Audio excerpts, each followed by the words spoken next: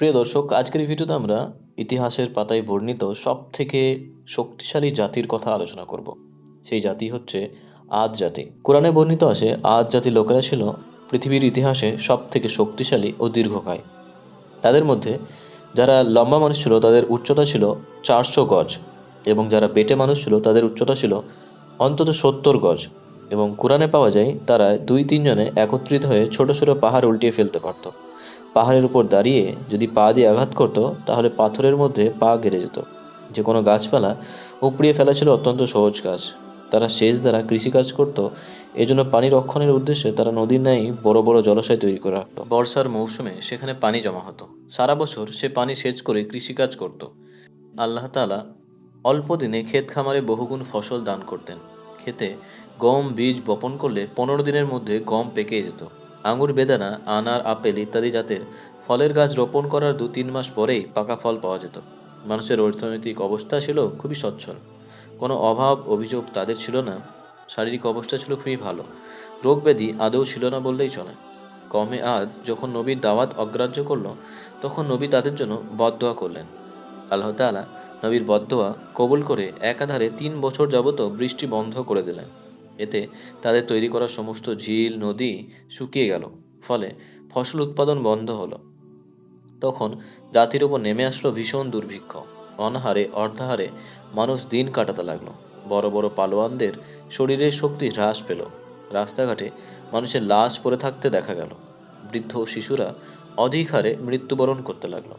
সারা দেশময় ভীষণ হাহাকার আরম্ভ হয়ে গেল। মানুষ গাছের পাতা ও অখাদ্য কুখাদ্য খেয়ে জীবন ধারণের চেষ্টা করলো।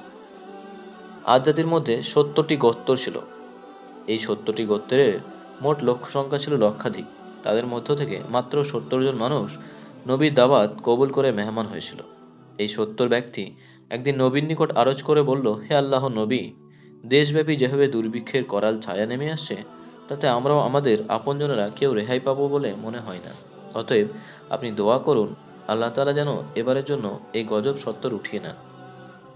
আমরা জাতিকে হেদায়েতের পথে আনার চেষ্টা করব। নবী উম্মতের আবেদনের পরিপ্রেক্ষিতে আল্লাহ দরবারে দোয়া করলেন। আল্লাহ তাআলা নবীর দোয়া কবুল করে বৃষ্টি দিয়ে পুনরায় ফসল উৎপাদনের ব্যবস্থা করলেন, যাতে দেশের সকল মানুষ স্বস্তি নিঃশ্বাস ত্যাগ করে সুখে স্বাচ্ছন্দ্যে জীবনযাপন করতে পারে।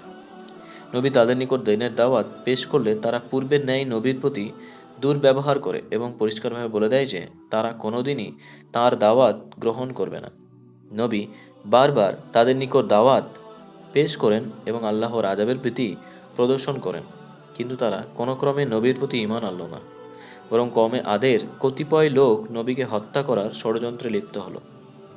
নবী তাদের আচার আচরণ দেখে আল্লাহর দরবারে আশ্রয় প্রার্থনা করেন। আল্লাহ তাআলার তরফ থেকে নবী হুদ আলাইহিস সালামকে জানিয়ে দেওয়া হলো যে, হে নবী, আপনি আপনার 70 জন উম্মতকে নিয়ে শহর থেকে বেরিয়ে যান এবং পাহাড়ের এক গুহায় গিয়ে আশ্রয় নেন। আমি অতি শীঘ্রই কওমে আদের উপর ঝড় ও বন্যার আযাব প্রেরণ করছি। নবী কওমের নিকট এবার জানিয়ে দিলেন, এবং কওমের লোকেরা নবীর কথায় আস্থাবান হলো না। তারা বলল যে, হে হুদ আলাইহিস সালাম, তোমার খোদা ও ঝড় বন্যার আযাব পাঠিয়ে আমাদেরকে দুর্বল করতে পারবে না। আমরা সে কৌশল ঠিক করে রেখেছি। এখন তুমি যদি আমাদের আযাব থেকে রক্ষা পেতে যাও, তাহলে নবুয়াতির দাবি ত্যাগ করে নির্বিঘ্নে আমাদের মাঝে বসবাস করো, না হয় অতি সত্বর শহর ত্যাগ করে অন্যত্র চলে যাও। আগামী দিন যেন তোমাদেরকে আমরা এই শহরে আর না দেখি। নবী আল্লাহ তাআলার নির্দেশ অনুসারে তার উম্মতকে নিয়ে শহর ত্যাগ করলেন। দীর্ঘ পথ অতিক্রম করে তিনি পার্বত্য এলাকায় গিয়ে পৌঁছান। সেখানে তিনি চতুর্দিকে দেখাশোনা করে সর্বশেষ এক গুহায় ঢুকে আশ্রয় নিলেন। নবীর উপর অত্যাচার আল্লাহর কখনই সহ্য করেন না, তাই তিনি কওমে আদের কার্যকলাপের জন্য তাদের উপর গজব চাপিয়ে দিলেন। আল্লাহ তাআলা ফেরেশতাদিগকে হুকুম দিলেন, কিয়ামতের দিন সিংহা ফুঁকে সৃষ্ট ঝড়ের সামান্য নমুনা কওমে আদের উপর ছেড়ে দাও। 3 দিন পর্যন্ত মানুষ ও গাছ পাহাড় শুধু বাতাসের উপর ভেসে ভেসে একে অপরকে প্রচণ্ডভাবে আঘাত করছিল। 3 দিন পর ঝড় থেমে গেল। তখন আকাশ থেকে মানুষের লাশ ও গাছ ও পাহাড়ের ভগ্নাংশ মাটিতে পতিত হলো। মানুষের লাশগুলো দেখতে উপড়ানো শিকড়যুক্ত খেজুর গাছের ন্যায় এলোমেলোভাবে যেখানে সেখানে পড়েছিল। এরপর হযরত হুদ আলাইহিস সালামের ইন্তেকালের পরে 100 বছর পর্যন্ত এই ইসলামী রাষ্ট্র কায়েম ছিল। হযরত হুদ আলাইহিস সালামের 400 বছর জীবিত থেকে কওমকে হেদায়েত করেছেন। হযরত হুদ আলাইহিস সালামের নবুয়তির দায়িত্ব পালনে যতখানি সফলতা লাভ করেছিলেন তা নজিরবিহীন। বিনা যুদ্ধে ও বিনা রক্তপাতে এতখানি সফলতা অর্জন করা অন্য কোনো নবীর জীবনে দেখা যায়নি। সুবহানাল্লাহ।